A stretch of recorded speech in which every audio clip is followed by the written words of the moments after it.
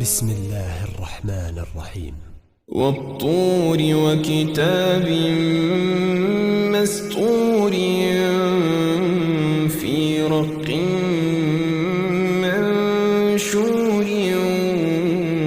والبيت المعمور والسقف المرفوع والبحر المسجور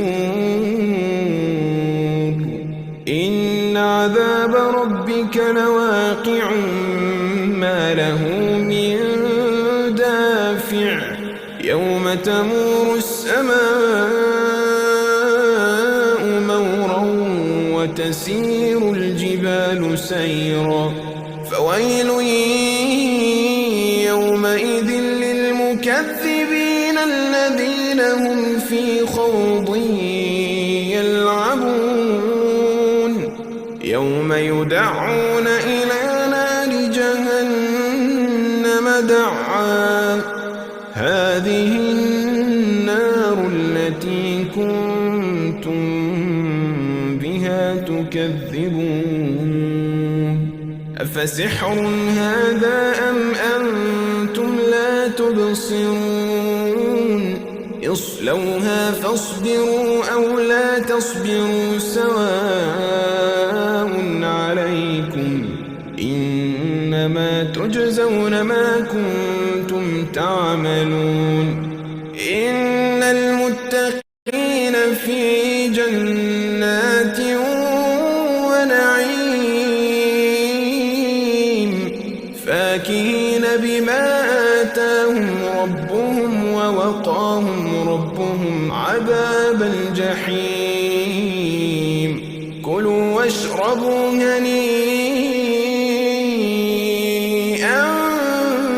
بما كنتم تعملون متكئين على سرر مصفوفة وزوجناهم بحور عين والذين آمنوا واتبعتهم ذريتهم بإيمان ألحقنا بهم ذريتهم وما ألتناهم من عملهم من شيء كل امرئ بما كسب رهين وأمددناهم بفاكهة ولحم مما يشتهون يتنازعون فيها كأسا لا لغو فيها ولا تأثيم ويطوف عليهم غلمان لهم كأنهم لؤلؤ مكنون وأقبل بعضهم على بعض يتساءلون قالوا إنا كنا قبل في أهلنا مشفقين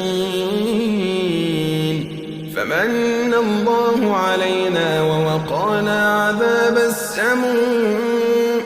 إنا كنا من قبل ندعوه إنه هو البر الرحيم فذكر فما أنت بنعمة ربك بكاهن ولا مجنون أم يقولون شاعر نتربص به ريب المنون قل تربصوا فإني معكم من المتربصين أم تأمرهم أحلامهم بهذا أم هم قوم طاغون أم يقولون تقوله بل لا يؤمنون فليأتوا بحديث مثله إن كانوا صادقين أم خلقوا من غير شيء أم هم الخالقون أم خلقوا السماوات والأرض بل لا يوقنون أم عندهم خزائن ربك أم هم المسيطرون أم لهم سلم يستمعون فيه أم لهم سلم يستمعون فيه فليأت مستمعهم بسلطان مبين أم له البنات ولكم البنون أم تسألهم أجرا فهم من مغرم مثقلون أم عندهم الغيب فهم يكتبون أم يريدون كيدا فالذين كفروا هم المكيدون أم لهم إله غير الله سبحان الله عما يشركون وإن يروا كسفا من السماء ساقطا يقولوا سحاب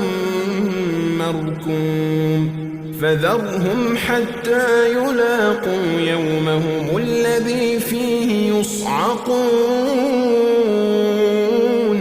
يوم لا يغني عنهم كيدهم شيئا ولا هم ينصرون وإن للذين ظلموا عذابا دون ذلك ولكن أكثرهم لا يعلمون واصبر لحكم ربك فإنك بأعيننا وسبح بحمد ربك حين تقوم ومن الليل فسبحه وإدبار